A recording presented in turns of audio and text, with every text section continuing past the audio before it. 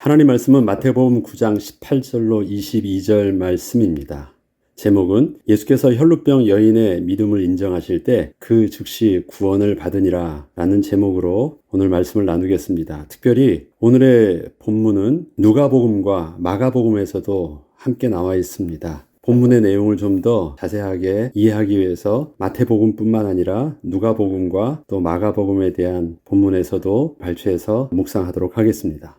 회당장 야이로의 딸과 혈루병자의 이야기는 마태, 마가, 누가복음에 모두 기록되어 있습니다. 특별히 이 내용은 모든 복음서에서 동일하게 언제나 하나로 묶어서 전하고 있습니다. 이는 두 명의 이야기가 하나로 묶어야 예수님이 전하고자 하셨던 내용을 올바로 설명할 수 있기 때문입니다. 그래서 개별적인 두 개의 사건처럼 보이지만 이것이 하나로 비교 분석해서 뭔가 예수님께서 강조하고자 하는 것을 더 드러내고 있으신 것입니다. 예수님께서 혈루병자와 회당장에게 직접 하신 말씀의 핵심은 구원 얻는 믿음에 관한 것이었습니다. 예수님을 따른다고 하고 예수님께 나와 직접 요청을 했어도 구원 얻는 믿음과 또 일반적인 믿음에는 분명 차이가 있었기 때문이었습니다. 예수님께 나오는 그 열심과 간곡한 부탁, 이런 모습을 통해서 사실은 구원 얻는 믿음이 어떠한 것인지를 제대로 알 수는 없습니다.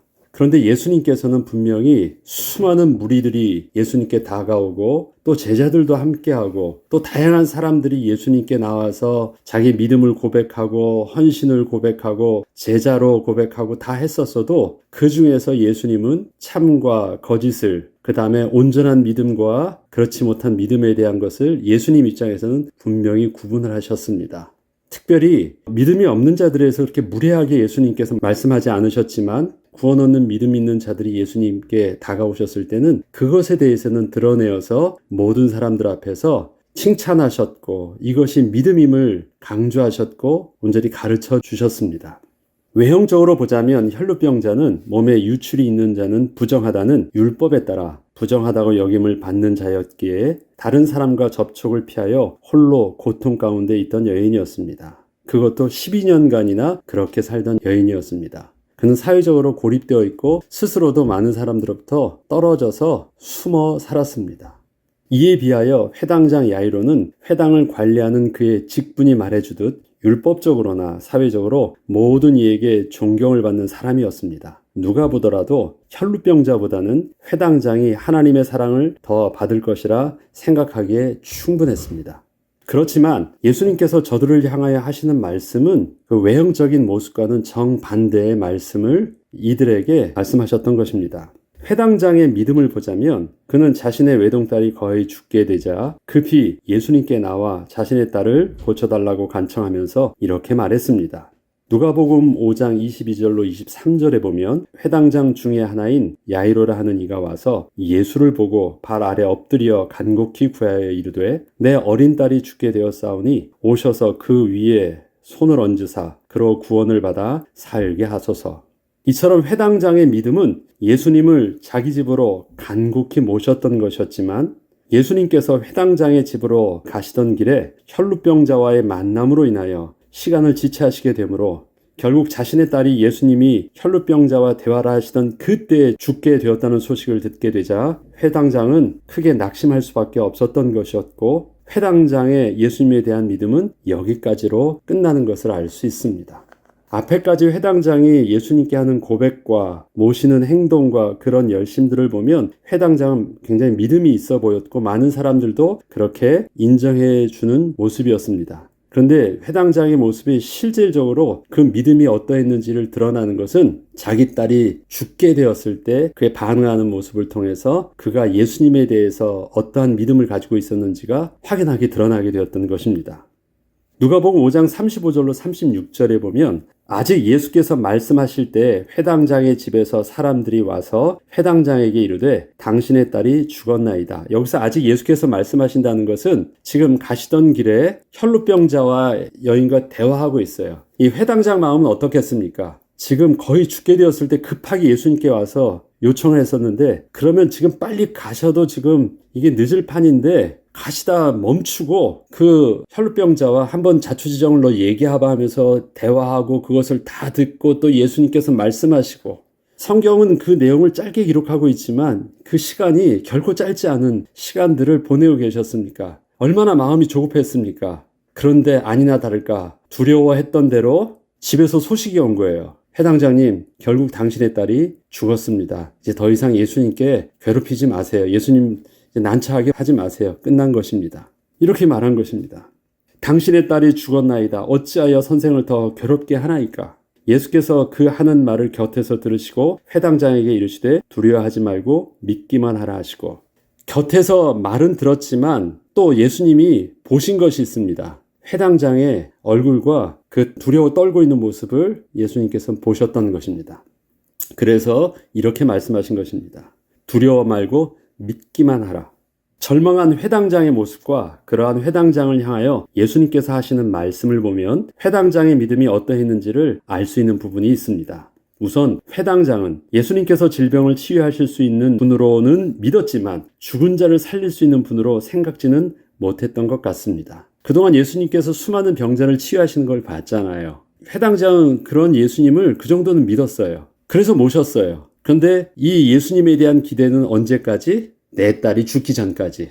그런데 지금 상황은 어떤 거예요? 회당장의 딸이 죽었어요. 그럼 어떻게 됐습니까? 그는 예수님을 위대한 선지자 중에 한 사람 정도로는 생각하고 있었지만 죽은 자를 살릴 수 있는 분으로는 생각지 못했던 것입니다. 하나님의 아들로 생각지는 못했다는 것입니다. 그렇기 때문에 자신의 딸이 죽었다는 소식을 듣게 되자 더 이상 예수님께 기대할 수 없음으로 인해서 절망할 수밖에 없었던 것입니다. 끝났구나. 그 절망은 뭐냐면 예수님에 대한 믿음이 어떤 것이었는지를 알 수 있습니다. 예수님의 하나님의 아들이셨다라는 것을 믿었다면 그는 마음이 조급할 것도 없었고 죽었든 살렸든 예수님에 대한 모습은 평안할 수밖에 없었어요. 평안할 수 있었을 것입니다. 그런데 그렇지가 않았어요. 딸이 죽기 전과 후의 모습이 달랐고 예수님을 향하여 품었던 그 마음의 모습도 상태도 달랐습니다. 그래서 회당장의 믿음은 거기까지였던 것이에요. 예수님이 위대한 선지자 중에 하나일 수는 있지만 하나님의 아들이란 사실에 대해서는 꿈에도 생각을 못하고 있었던 것입니다. 예수님께서 이러한 회당장의 모습을 보시며 두려워하지 말고 믿기만 하라고 하신 것을 보면 예수님께서는 앞서 혈루병자에게 하셨던 딸아 안심하라 내 믿음이 너를 구원하였다는 말씀과 다르게 회당장의 믿음에 대하여서는 온전히 당신을 믿고 있지 않음을 이렇게 말씀하셨던 것입니다. 결과적으로 보면 회당장의 딸은 예수님의 창조의 능력으로 다시 살아나게 되었습니다. 그러나 이 일에 대한 회당장 부부의 반응과 예수님께서 그 부부에게 하시는 말씀을 보면 이는 그 부부의 믿음에는 구원 얻는 믿음이 없었다는 것을 알 수 있습니다. 누가복음 8장 54절로 56절에 보면 예수께서 아이의 손을 잡고 불러 이르시되 아이야 일어나라 하시니 그 영이 돌아와 아이가 곧 일어나거늘 예수께서 먹을 것을 주라 명하시니 그 부모가 놀라는지라. 예수께서 경고하사 이 일을 아무에게도 말하지 말라 하시니라. 그 부모가 왜 놀랐을까요? 기대하지 못했던 일들이 일어난 거예요. 우리 앞서 이 내용이 있었죠. 거라사 지붕으로 예수님께서 배를 타고 가실 때 풍랑을 잠잠케 하셨을 때 제자들이 놀랐습니다. 왜 놀랐습니까? 그 앞에서 병자도 고치시고 귀신도 쫓아내는 걸 다 보셨는데 어찌 풍랑도 그가 누구시기에 풍랑도 잠잠하는 거. 하나님의 아들이시라는 개념들이 아직 없었어요. 이 놀람이 바로 그것입니다. 예수님에 대한 인식이 그 정도였던 것입니다. 그렇기 때문에 비록 예수님을 통해서 죽은 자가 살아나요. 이거 얼마나 대단한 기적입니까? 그렇지만 그 부부를 통해서 증거될 예수님은 온전히 예수의 그리스도 되심과 하나님의 아들 되심의 비밀을 온전히 담고 증거할 수 있는 메시지는 될 수 없었던 것입니다. 차라리 말하지 말라는 것. 예수님께서는 저들의 믿음을 보고 고쳐주신 것이 아니라 그냥 저들을 불쌍히 여기시고 그대로 고쳐주신 것입니다. 만약에 아이가 죽기 전에 예수님이 오셔서 고쳐주셨으면 저들은 놀라지 않았을 것입니다. 그러나 죽은 딸을 살려내는 것은 예상치 못했던 일이었기에 놀란 것이었고 이러한 일을 경험한 부부가 전하는 예수님은 그래서 구원의 복음으로 예수님을 전할 수는 없었던 것입니다. 이에 반면에 혈루병 여인의 믿음의 모습을 살펴보면 이렇습니다. 마태복음 9장 20절에는 12해 동안이나 혈루증으로 앓는 여자가 예수의 뒤로 와서 그 겉옷가를 만지니 이는 제 마음에 그 겉옷만 만져도 구원을 받겠다 함이라. 12해 동안 불치병으로 모든 사람들을 찾아보고 할 것 안 할 것 다 해봤는데도 답이 없었다는 것입니다. 그러면 이제 완전 포기 상태지잖아요. 사람에게 있어서는 믿을 것이 없다라는 것입니다. 그것을 설명을 하고 있어요. 사람에게서는 믿을 것이 없다. 그럼 지금 그가 예수님께 나아간 것은 누구에게 나아간 거예요? 그 당시에 그래도 영험하던 모든 사람들을 다 찾아가도 할 수 없었던 그 일들, 그가 예수님께 나아가서 터치할 때는 그의 믿음은 예수님을 하나님의 아들로 믿는 믿음이 있었던 것입니다. 제가 이렇게 말할 수 있는 것은 예수님께서 친히 나중에 확증하여 주셨기 때문에 그 믿음이 그랬다고 제가 말씀을 드리는 것입니다. 마가복음 5장 24절에는 이 내용을 좀 더 이렇게 구체적으로 기록하고 있습니다. 예수의 소문을 듣고 무리 가운데 끼어 뒤로 와서 그의 옷에 손을 대니 이는 내가 그의 옷에만 손을 대어도 구원을 받으리라 생각하밀러라. 이에 그의 혈루 근원이 곧 마름에 병이 나은 줄 몸에 깨달으니라. 혈루병 여인은 예수님을 직접 대면하고 예수님께 요청함으로 예수님께서 병을 치유하여 주신 것이 아니었습니다. 그가 예수님께 어떠한 믿음의 고백을 한 것이 아니었고 그저 소문으로 듣던 예수님을 자기 스스로 믿고 자기가 생각한 대로 그렇게 행동을 취하고 병이 치유함을 받은 것이었습니다. 이 때문에 혈루병자에게 일어났던 치유의 기적은 예수님께서 드러내어 알게 하지 않았다면 오직 혈루병자 혼자만 마음속에 간직할 만한 그러한 일이었습니다. 마가복음 5장 24절로 34절에는 예수께서 그 능력이 자기에게서 나간 줄을 곧 스스로 아시고 무리 가운데서 돌이켜 말씀하시되 누가 내 옷에 손을 대었느냐 하시니 제자들이 여짜오되 무리가 애워싸 미는 것을 보시며 누가 내게 손을 대었느냐 물으시나이까 하되 예수께서 이 일을 행한 여자를 보려고 둘러보시니 여자가 자기에게 이루어진 일을 알고 두려워하여 떨며 와서 그 앞에 엎드려 모든 사실을 여쭈니 예수께서 이르시되 딸아 내 믿음이 너를 구원하였으니 평안히 가라 내 병에서 놓여 건강할지어다.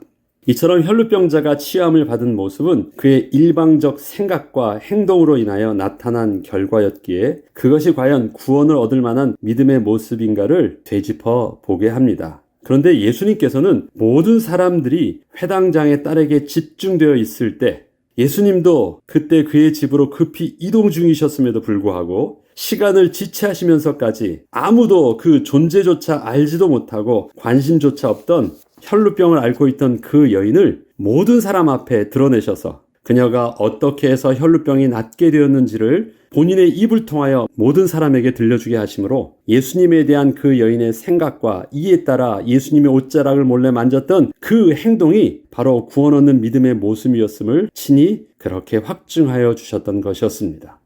결국 예수님께서는 회당장 부부에게는 당신이 베푸셨던 기적이 훨씬 더 대단하셨음에도 불구하고 아무에게도 알리지 말 것을 경고하셨지만 혈루병 여인의 일은 어쩌면 당신과 무관해 보이기까지 한 내용을 모든 사람들에게는 친히 드러내 알리시고 구원 얻는 믿음으로 인정하여 주심으로 말미암아 우리가 예수님을 믿는 믿음에는 어떻게 예수님을 믿고 있어야 하는 것인지를 그렇게 친히 알려주셨던 것이었습니다.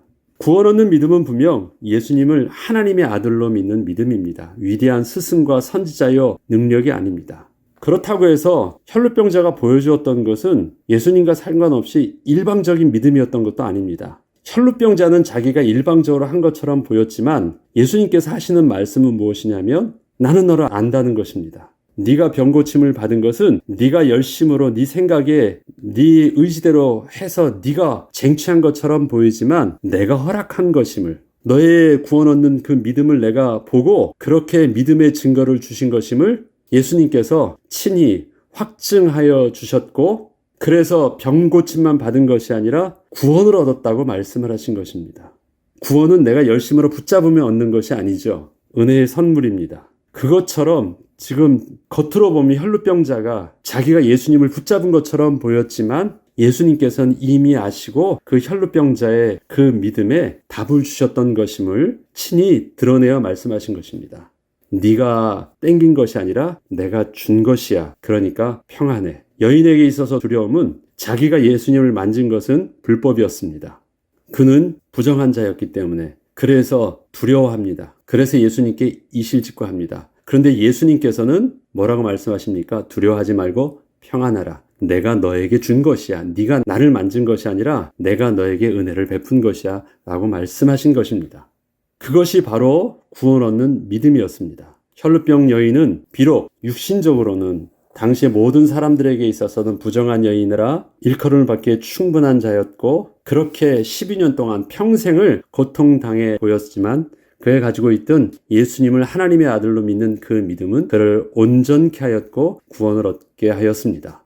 저와 여러분에게 있어서의 믿음도 마찬가지입니다. 우리가 하나님을 향하여 우리가 열심으로 나아가서 우리의 믿음이 우리를 구원 얻게 하거나 우리를 어떤 특별한 응답 있게 한 것이 아니라 사실 우리의 그 열심이 있는 그 믿음의 근원에는 하나님께서 먼저 우리에게 예수님을 하나님의 아들로 고백하는 은혜의 선물, 그 믿음의 선물로 인하여 우리가 하나님께 나아갈 수 있었고 그렇게 믿음의 모습을 보일 수 있었던 것입니다. 그 믿음의 비밀이 오늘 저와 여러분의 열심이길 우리가 기도하고 또 그 믿음의 열심을 가지고 또 우리에게 주셨던 기도의 응답의 비밀을 누리는 저와 여러분 되길 주의 이름으로 축복합니다. 기도하겠습니다. 하나님께서는 혈루병자에게 예수 그리스도를 믿는 그 믿음을 소문으로 들었지만 그것이 믿음으로 은혜의 선물로 혈루병자에게 듣게 하셔서 그 믿음을 통해서 마침내 예수 그리스도를 하나님의 아들로 고백하고 또 만남으로 인하여 구원 얻는 자가 되게 하셨습니다. 하나님 우리의 구원이 그 은혜로 말미암아 동일한 영적인 비밀을 통해서 얻은 구원임을 고백합니다. 또 주님께서 그 믿음의 은혜로 인하여 선물로 인하여 하나님 향한 열심을 우리에게 허락하셨고 오늘도 하나님 앞에 믿음으로 기도하며 은혜로 간구하게 하셨습니다.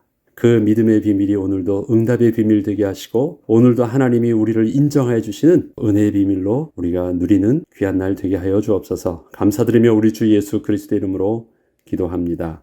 아멘.